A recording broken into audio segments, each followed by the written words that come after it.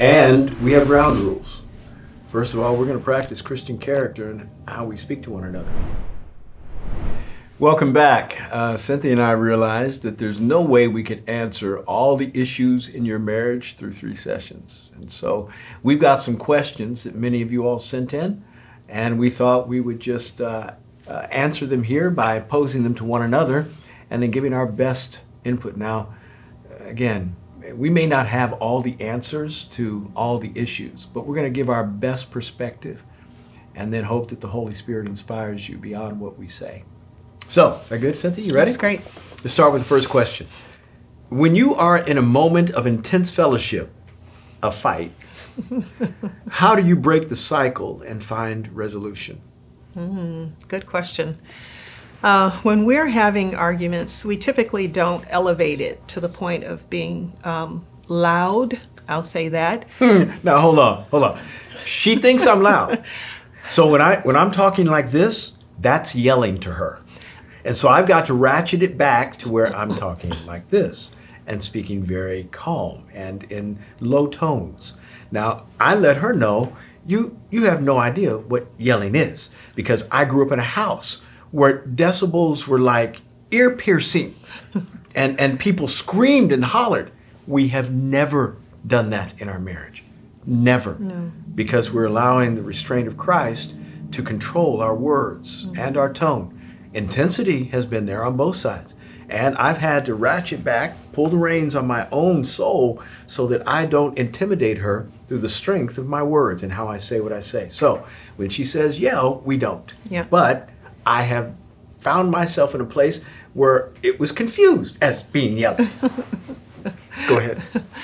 Yeah, that's true.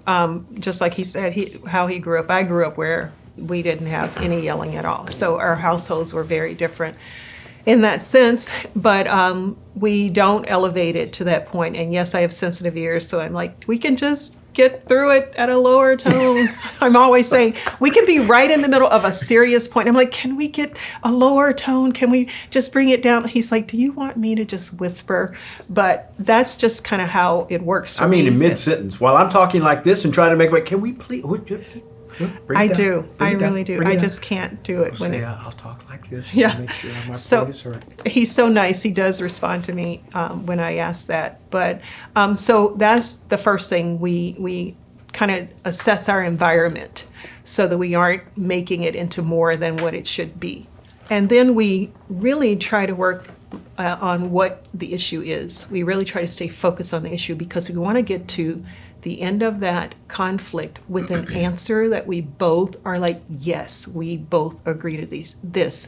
Whether it is an answer that I want or an answer that he wants, that you want, that's not necessarily the goal. The goal is to get to where the answer is. the goal is we both want to have that same, it would be great if we both were like, yes, it's chocolate cake, yes. But it's not always that way. Sometimes it's like, it's chocolate cake and it's coconut cake or vanilla cake. And so we have to say, we're going to make a choice here and we're going to go with the best choice. So we agree that we're going to get to a peaceful end in a conflict. Absolutely. I hope that helps. No, that's great. And we have ground rules. First of all, we're going to practice Christian character and how we speak to one another. We don't call one another names. We don't. We don't say evil things to one another.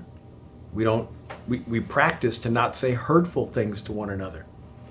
And if we do, there's enough restraint in both of us whereby we say, wait. You know what you just said? Did you mean what you just said? And if it was unusually hurtful, we're able to reverse. Say, no, that's not what I meant to say. That's not what I meant to say. And then we start over again. You got to have Jesus in your conflict. Yeah. If it's just between you two, World War III. But if you invite Jesus into your conflict by allowing him to restrain your mouth, your emotions, and control your soul, you're always going to have a better outcome. Secondly, not only do we choose not to use hurtful speech, our ground rules are such that we're going to find a place of peace, even if it takes a week. They're not always instant answers. Yeah, gosh, some problems are bigger than a 2-hour conversation. I wish that weren't the case, but especially if you got kids, there's no way you're going to resolve anything in a day. It's not going to happen. You got too many little people, and you can't stay up all night or else you're going to be worn out for the next day.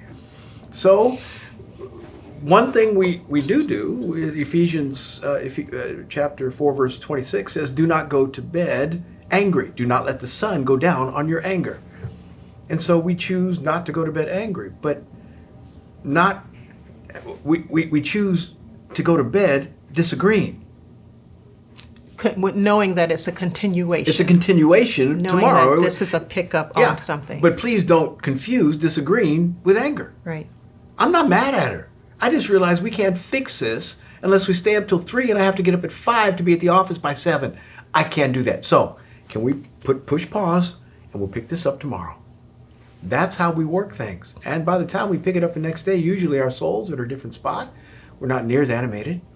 We're a little bit more controlled. We've had time to think about what we said or what we heard, and we can come at it and begin to approach it in a brand new way. Now, if there are offenses from the past that bleed over into this thing, you need to forgive first. Don't let this conversation be fertilized by the last offense from the other one that you haven't forgiven. If so, then you're going to be arguing about that and not even knowing it. And now, why did you leave the pot on and it boiled down and the water got all out? Now the pot's... Why did you do that? I made a mistake. What's the deal? Well, you're mad about last week and you feel very disrespected. And you brought it into here.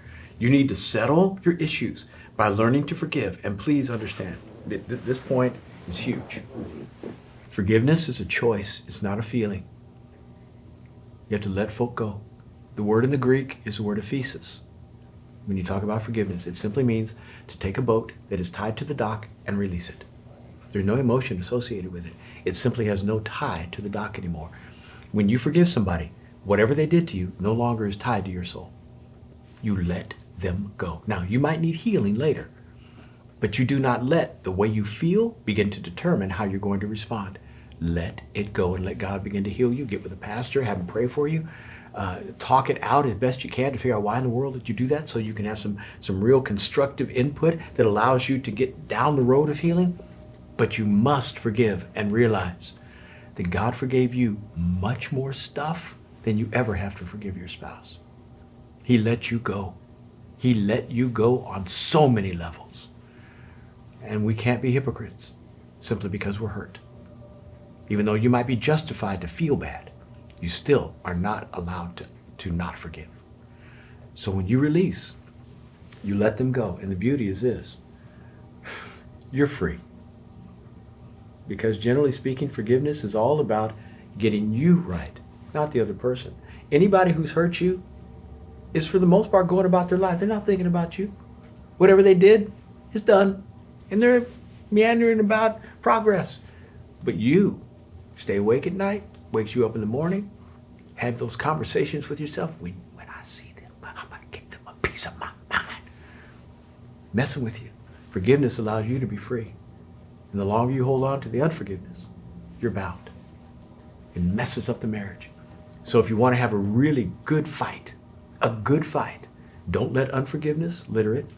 Make sure you have some really good ground rules. And say, we'll finish this tomorrow. Because you are not angry with the person you love the most. And just to kind of top that off, not everything is a five alarm? 5 alarm, yeah. Five alarm. Fire. Fire. 5 alarm fire. Fire alarm fire. 5 alarm fire. I'll get it right.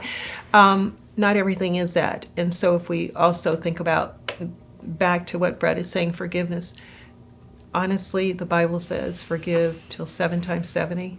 So really it means that we have to always be forgiving. And I think if we have that in our hearts, we can move through these arguments faster. That's beautiful. Thank you, dear.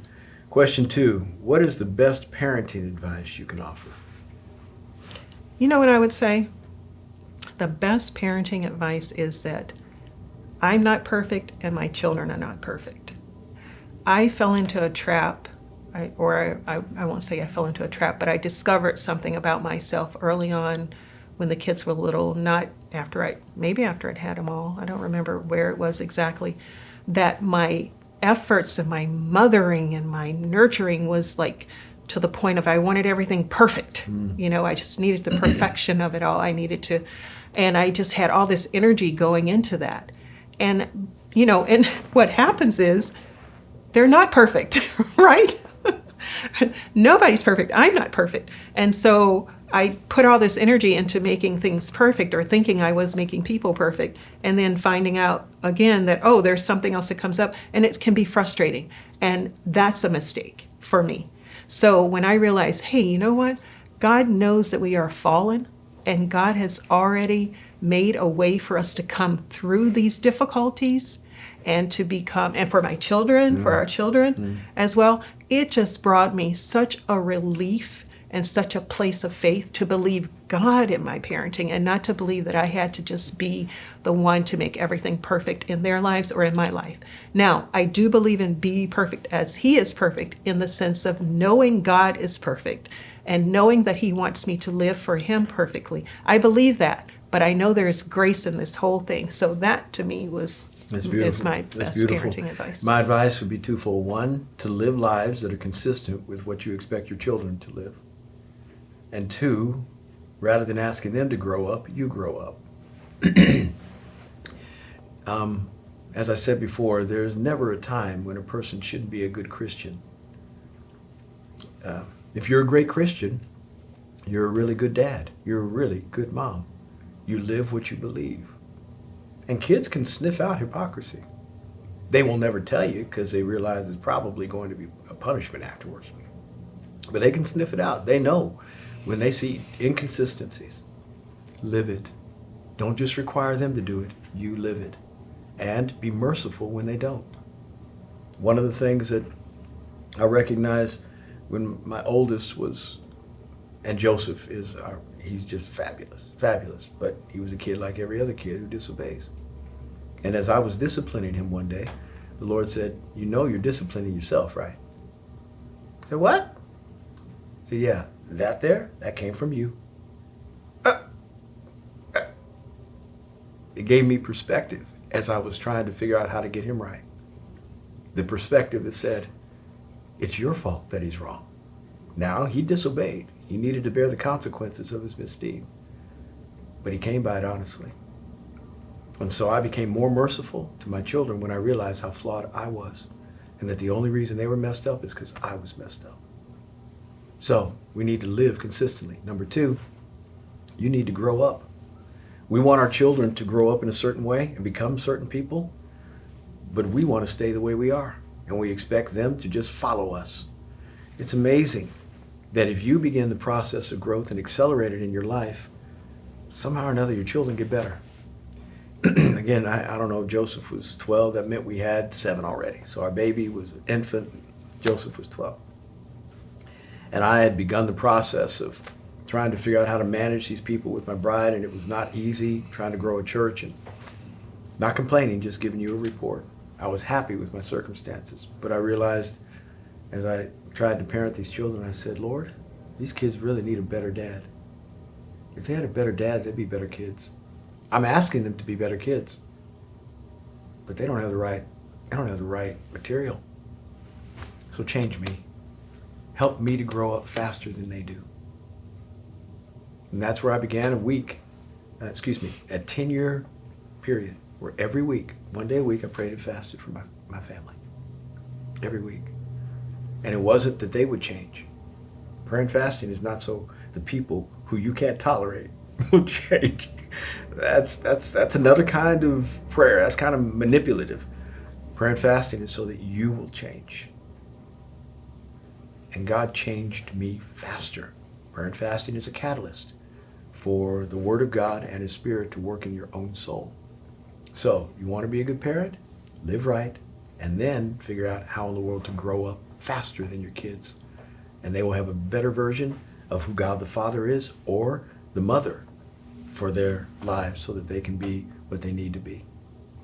And that last thing I would say is it does go by quickly. Sometimes it seems like it doesn't, but parenting goes by quickly for those formative and to those young adult years. So enjoy, love, embrace. Find the joy, find the fun, find the embrace, and be okay with certain things that just happen as a family, because that's what family is. So I would really encourage that too. That's the truth. I mean, our youngest is now 20, and it seems like it flew by. Now, when we were in it, we thought it had never ended. Right. It was just like, oh, Groundhog Day. Here we go again. Can we get out of this? Yeah.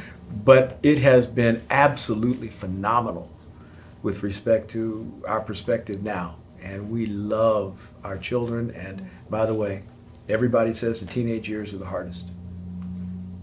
They were hard, but the hardest years for us were the little kids, because we had to work really, really hard to bring them in to what we knew God wanted them to be. And so our teenage years were kind of enjoyable. And if you work hard early, you might be able to eat the fruit of your labors later. All right, question 3. What advice would you give to engaged couples or those who are dating? Engaged couples and dating couples. I would say that congratulations. Yeah, good. Yeah, I would say it's so exciting. I think, I remember that how excited I was to have a relationship, to have a boyfriend, to have a special someone. I don't know what they call it today. I don't know what, with all of these different terms, they've updated them so much. But I think they say to make it serious, or to give it a status or something. So I remember that, and it's really fun, and what a blessing for you. And I would just say to enjoy it. Remember to be pure in it, because you'll get a treasure out of that later. If you conduct yourself in purity and you value the person who's in your life, first of all, whether you know or not that that's going to be your long-term mate, that becomes important in the process. I wouldn't string someone along or want to be strung along by someone if there's like not a good outcome of marriage. Also, I wouldn't want to put all my hurt on someone else, or to use them as a codependent sort of rescue me kind of person. So I wouldn't do that. If the relationship is unhealthy, I think those are some of the cautions to look for. If it's unhealthy, if you see some signs in it that you don't like right now, or that just kind of have you questioning, I would get those checked out. I would have the biblical overview of it. I would take it, because you can trust that. You can really trust the scriptures and the word of God, and someone who's walking with God and have already walked through this. So hear their perspective on it, and ask the Lord to just bless you and show you, how to do this relationship so that it is an investment into your future in the relationship. Well, great advice. Purity is something I would reconcentrate on. I think it's important for you to live right, to obey the highest standards of Scripture regarding how male and female ought to treat one another before they say I do, that there are things that are relegated specifically for the institution of marriage, and you should not violate those restrictions, because only regret and disillusionment begins to develop in your life. Secondly, if you do it right, you got an inheritance to hand your children. At some point, you're going to expect them to live like I'm saying. You don't want them to sleep around with a whole bunch of people when they become eligible to do so. And so you want them to be able to hear you in a way that is not just dictatorial or suggestive, but has a testimony. So I'm begging you, live in such a way that you can speak out of conviction about what is most right. Cynthia and I have been able to do that. That's the way we lived our lives when we were courting and engaged. We didn't do what couples do who are married. We waited. And that is a tremendous blessing. Now, for those of you who did not wait, there is absolution and forgiveness. And there is never a bad time to make a good decision. So you can start all over. And the testimony can be your mother and father blew it in the beginning. But once we found out what was most right, we set a standard and we started living it. And you can give it to your children in the days to come. I love that God gives us those places to pivot and to change. He's really interested in us pivoting and changing. I think you were about to say something else, but I want to also say in courtship and in dating, including family in it is very helpful. Family and friends, it just helps obviously you're enjoying the relationship overall, but just when you add the family component to it, it just gives it that extra set of eyes and that boost to the goodness of the relationship, I think. And lastly, Uh, this one isn't very popular, but it makes sense. Instead of falling in love, I'd grow in love. Falling in love means that you are giving up many things that you would normally hold to because you are so emotionally drawn to that person that your affections have said, all the things that would normally be stops for me don't matter because he is so important to me. She is so important to me. I have fallen for you. And now you're leading by your emotions. At some point in the marriage, you're going to notice all that stuff that you've chosen to ignore, and you're going to get back up. You won't be on the ground anymore. You won't have fallen. And then you're going to say, hey, I don't, that's not the way to treat me. I don't take that. That's not good. You will get back up. But if you grow in love, that means you're noticing the flaws in the immediate, in the now, and saying, okay, Lord, how do I deal with that? That probably may not change. So I'm going to grow with this person through the process that they might become what they need to become, and I'm going to help them in that process. That's growing. And the Bible talks about that in Ephesians. He says, with respect to one another, we need to speak the truth to one another, growing up in love. And so it's a biblical principle. I think you'll at least be more aware and have your eyes wide open when you go into the marriage that things may not change, and you'll be able to address them in the most proper way. All right, question 4. What should you do when your spouse treats you kindly in front of others in public, but acts unloving and cold to you at home? I'm so sorry if that's your painful. situation. Painful. That's really painful and it's hard to deal with. But I do think that the effort that you can put into the relationship could be a powerful move in terms of really praying for the person. If it's your spouse, if you're the wife, I would suggest that you not lose heart. If you love the person and you know that, just like we talked about, that maybe in some of the other sessions, that maybe some of the journey is a little rugged and rough right now, that may not be the final end of the story. So I would commit to prayer. I would commit to confessing the scriptures over his life. I'm not talking about being right there in the room with him and confessing the scriptures over him like that. I'm not saying it in that way. But just in my private time or in my time of praying for him, I would continue to cultivate what I believe is a good, healthy relationship. I would stay on the side of health, stay on the side of faith, stay on the side of hope.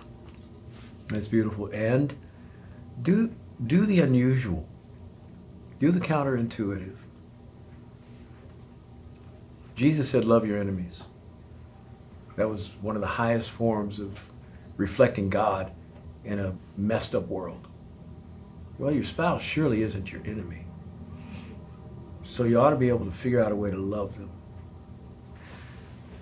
Be kind in the way you want kindness to be returned to you. Be merciful if you want mercy to return to you. It may be that you are outstanding in your commendation of your spouse in private.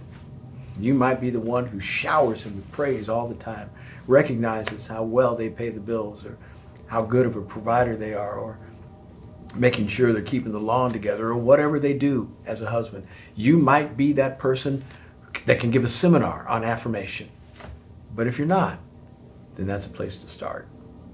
By way of saying, gosh, I want to be spoken well of. So I'm going to start. And then also, I think maybe, which probably we should have said at first, is just engaging the person and saying, hey, you know what? I don't know what's going on, but I feel like in public, you're maybe not, you're so excited about me, but at home you're withdrawn. You know, is there something wrong? Have I done something wrong? Have I offended you? Have I crossed the line in some way? Is there some way that I can maybe, backtrack with you? So I think I would start there by trying to uncover maybe what is going on, and then moving from there, because sometimes it can be as simple as that, and they are just waiting on you. They might think you already know it. That's good. 5, we have mentioned, you and I, experiencing a miscarriage. How did we get through this difficult time? What advice would you give to spouses facing tragedy, loss, and unfulfilled desires? Very good question. Very hard question. For us, actually, we experienced 2. And if you have experienced miscarriages, then you know how painful it is and how deeply difficult it is to get through that. So my suggestion for you, I actually would rather just say what we were able to do in that time. We'd already given birth to one child. And so I know that for us, that was a blessing and that was a comfort to us. But it kind of shook me to a place of like, what is my orbit like? What is my world like? What's going on? Why did this happen? Because there was no real explanation. Doctors don't seem to really be able to tell you, always be able to tell you exactly what's going on. There was no apparent problem that they could identify. They just said it was not viable and just was not going to be sustained. And so my body just naturally went into the miscarriage phase. But it drew me into such an emotional place that I didn't cut God off from it, but I actually ran to God. Now, we as a couple, we talked about it, we pained together about it, we cried about it together. And we were both stunned, actually, because it was earlier in our marriage. We were both stunned. And then we had to find our own way back, so to speak, to wellness, to emotional wholeness in that area, and to faith again, and to not letting the enemy come in. I can remember distinctly feeling like, God, you could have controlled this. I kind of wanted to go down that road and stay down that road. You could have controlled this in a way that it could have been different. And so I remember fighting that thought and having to come through it and say, you know what, God, you're good to me all the time. I know that you know what I'm going through. But the thing I ended up coming out of this with was a surrender to say, you are the giver of life. And you know what you're doing. And I can trust you in this. So I was able to transfer it over and say, it's not my power. It's not, I might think I can do this, but we can't do this on our own. Yeah. God is the one who gives life. And when I got to that realization, I felt like there was a place I really needed to get to. Then it was like, okay, I can move on knowing that God is the one who gives life. And for me, this makes sense to me. I don't know how to explain it, but that was my answer for me. It's beautiful. And for me, I do what men do. I get aggressive and mad. I'm frustrated. Spiritually, I'm supposed to be right on point, but I surely wasn't then. And I was in ministry. We had a miscarriage between our first and second child, and then a miscarriage between our second and third. And neither one of them were pleasant to go through, and you don't get used to it. So No, the you second don't. one wasn't any easier than the first. But I also realized I'm in a war, spiritually speaking. There's an enemy that hates me and hates my wife, and hates the idea that I'm producing people that could at some point tear apart his kingdom. And in a war, sometimes there are casualties. I don't like it, but it doesn't stop me. And so discouraged I may have been, I was still progressing in a way that said, I'm not going to stop this thing. We're going to continue to believe God in the midst of our disappointment. And I also began to look at it and say, gosh, we're human. What about any of our lives resembles perfection? And why would I apply it to the area of reproduction if it did? Nothing about our lives is perfect. And so I've experienced, listen to me on this, I've experienced more disappointment than I have fulfillment. I'm not talking about in magnitude, I'm talking about in number. I am ultimately more fulfilled than I ever thought possible. God has treated me so much better than I deserved. But if I talk about the number of times I had hoped something was going to happen and it didn't, I've lost count. So many. But the good thing is I trusted God in the midst of it, even through my disappointment, and it worked out better than if I got the answer to my prayer. I thought, okay, I'm learning my lesson here. Maybe I don't have the best ideas. Maybe my ideas are too small and yours are much bigger. I'm not hearing right. I'm not seeing right. God, I trust you. One thing we did not let happen is the belief that somehow God wasn't with us, lose our faith. We wound up going through a storm, but we were not shipwrecked. Right. and we held our rudder steady and we kept going in the same direction. I know some people that have just absolutely put their boat on the rocks because they got so disappointed. If you're disappointed, take a number and stand in line. It's a part of life. But those who find their God in the midst of it, oh, that's special. And so seek him. Yeah. Love him more. Believe in his promises even more. It's a trial through which you must go, but if you go through it well, you'll come out better than when you went in. Yeah. And we dedicated those children to the Lord, and we are excited that in glory we'll get a chance to see them. And bring your loss to the cross. Bring your loss to the cross. Let Jesus heal you. What should I do when my spouse shows no desire for sexual intimacy? That's definitely personal to each family, without a doubt, but it's yet still difficult. So some of the things I would say is that maybe you could, again, communication becomes really important in this. Try to find out what happened. What's the breakdown? Why is this going on? And, am I the reason this is happening? Find out the role that you play in it. What can I do to make this different? Is it based upon some health issue? Is it based upon some business issue, some stress, some factors that are, maybe outside of what's going on inside the relationship? Or is it based upon something inside the relationship? Is it something that you need to change, something that you need to be more intentional about? Honestly, there are different phases in marriage that personal relationships go through. And each of those phases, I think this is where we have to say, again, not everything stays the same all the time. But the desire and the commitment and just the staying with it becomes important in different seasons of your marriage. And so I would suggest that those are some of the areas that you start with.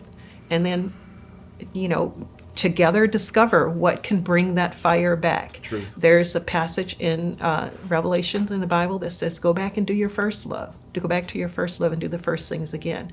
So maybe some of the things have to go back and say, what's happened in time, and review those and start to do some of those first things again. Yeah, and there may be things that happened to your spouse before you met them that would cause them to not feel near as happy about intimacy as they should with you. Meaning they may have been abused when they were a child. They may have had a horrible circumstance in their teenage years. Somebody may have violated them, assaulted them. They may need some real healing from God, and they need to get with a pastor and say, I got to open up so I can get whole. Sexual intimacy is supposed to be a part of marriage. It's supposed to be. It's not supposed to be an add-on. It's supposed to be core. Everything about the sexual encounter is about completing the oneness that you spiritually designed, that God has prescribed for you. Everything about it. It is the confirmation of your unity. And when you don't have that on a regular basis, then you don't have the earthly affirmation of what you're supposed to be. Kind of like, and I'm really going far afield here, but at least it fits a little. We understand the cross to be the thing that allows us the privilege of understanding who God is better by forgiveness and the atonement and redemption. Theologically, we got it in our brain. We understand it when we gave our heart to Christ, and every day we're supposed to carry our cross to identify with what Jesus did, and we die daily. But Jesus gave us a helper, two in fact. One is communion, which is to be taken on a regular basis, and the other is baptism, things that touch the flesh, things that give our bodies a sense of sensation whereby our five senses can be engaged in faith. When we talk about what sexual intimacy is in marriage, this is what God gives in order to reconfirm our unity on a regular basis. If you do not employ it, you're missing out on something that is to bind you together. And so if you're hurt, if you're in pain, if there are physical issues, please find somebody to address those, because God wants you to have sexual intimacy. He wrote a whole book on it called Song of Solomon. Right. And that book It's not PG. It is not PG. So he's serious about intimacy in ways that are just that are enjoyable, not just obligatory. That's good. That's really good. And we're going to finish. I'm going to say one more thing about this, and we'll do one more question. But also, when we see it says, there's also the possibility that we are withholding from one another. And that's a whole different thing when we talk about sexual intimacy. Paul talks about not withholding from your spouse except you agree to do so and for a period of time. Good. It's to be measured. It's Good. not to be an ongoing, long, extended kind of thing happening. 1 Corinthians 7, by the way. Yeah, thank you for the text. So if that's a situation you're in, then it's time to revisit that and to think about it and to say, this is not right. I'm not doing right. I'm not bringing out the best in my husband, and I'm not allowing him to bring out the best in me because I'm withholding something from him. Yeah. And we have to move past that and not be withholding that. It's beautiful. How do you engage your spouse in prioritizing time together amidst distractions or addictions with entertainment, sports, social media, and other social interaction? All right. Okay. So, well, I think that first of all, maybe assessing how much this need is. And if sometimes we can have, be too needy, if I can use that. And if we are too needy, then it's hard to get our cups filled up. So first, I would say maybe doing some, again, assessment is really good, just kind of like not going at it just for what it looks like on the surface, not just going into things and just like, you're not paying me any attention. Why are you watching the football game? Or why are you doing something else? That's not always the best approach to take when we're needing more time with our spouses. We have to entreat one another. We have to kind of invite each other into our spaces rather than taking something away from our spouses. I don't want to be around somebody. I wouldn't like it if Brett was always taking things away from me so I could spend time with him. I would be so distracted. I would be sitting and looking at him and thinking, but I want to go over there. I want to do this. I want to do that. And he'd be thinking, well, we're together and we're spending time together. I think it's better to not try to take things from someone, but to add things to them and to add things to our spouses. So add things, put things on the calendar, see if they can fit on the calendar. And even if we're in a pandemic. We haven't even mentioned that. I think this whole taping, we haven't mentioned that at all, but we're in a pandemic. We've got restrictions all around us. So you can't do things like you maybe would want to do. You can't just hop and go somewhere or eat out and, do all these niceties that we so enjoy as a couple. But we can at least be creative and say, hey, today let's make a dinner and we're going to sit down together in this room, or let's do snacks and let's do popcorn, let's do something where we're bringing some kind of engagement together for us to be together so that we can rediscover that space that was lost and make it a priority because that space is so important. And when we do that, when we engage and invite our spouses in, it can become more normal and more natural and more anticipated. That's good. And generally speaking, this is a question that women ask about their husbands. So sports, I'm not trying to be misogynist here or somehow be so gender specific with respect to interest that somebody gets offended. I just know that most of the time it's the guys who are most interested in sports and being on the computer and doing social media. So, gentlemen, remember, you are the leader of your home. And as a leader of your home, you shouldn't have to have your wife tell you what to do in terms of following the right prescription on how to lead your home. Now, I'm grateful for a godly wife who can remind me of what I need to be. But she reminds me every once in a while. But I got the steering wheel. Now, that may offend a number of people out there, but I'm not apologetic about that. God holds the man responsible. It doesn't mean the man is better. It doesn't mean the man is more competent. Many times, the best Christian in the house is the wife, and the one who can do the best and produce the most is the wife. So it doesn't have anything to do with capability. It has nothing to do with competency. It's simply what God has said, and he holds the man responsible. So men, since you are being held responsible by God, you better better start doing the things that look like leadership spiritually in the house. You want your marriage to be great, or do you want it to be average? Generally speaking, you ask the woman, on a scale of 1 to 10, how's your marriage? The average answer I get, and this is trying to be complimentary, a 4 to 5. You ask the husband, are we about an 8? About an 8? Maybe 7.5, maybe, 8. Different ideas, because the husband thinks the marriage is going bad if it's on fire. Only when emergencies happen does the husband think, I gotta fix it. If things are going well, according to his mind, if nothing is wrong, then he's doing a good job. But the wife's thinking, we're not going anyplace. You haven't talked to me. You don't listen to me. It's not, they need to be in a fight in order for the wife to feel bad. The wife feels bad if there's not progress. So gentlemen, you need to understand your responsibility. And if that game is causing you to be separate from your wife, turn the game. That's why they got TiVo. That's why they got DVR. Turn the game off. And just shut off your social media so you don't know what the score is until you go back and watch it. Figure out a way to love your wife like that. If you say you love her, which you do, I don't have any doubt about that, practically prove it on a regular basis by being sensitive to her and understanding what she needs rather than what you need. And I would say the same thing for women. If you're pulling away from your husband, or you're not making yourself available, or you're being the one that he's like, can you get off social media? Because women can do social media maybe, more than we're getting credit for, or other, kind of distractions. Then do exactly what Brett just said. Let us also pull away from that and recommit to spending time and not letting it become a distraction. Listen, in marriages, everything can come in and push it apart if we don't have it as a priority and if we don't work towards it. Yeah.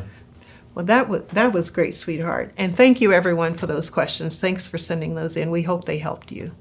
And our answers may not be the most complete, surely not exhaustive, but they should be at least a guide to you becoming most right and having your marriage be really healthy.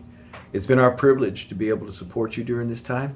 It's our hope that you would not only find some help in what we've said, but if you get an opportunity to drop by the church, the welcome mat is always out.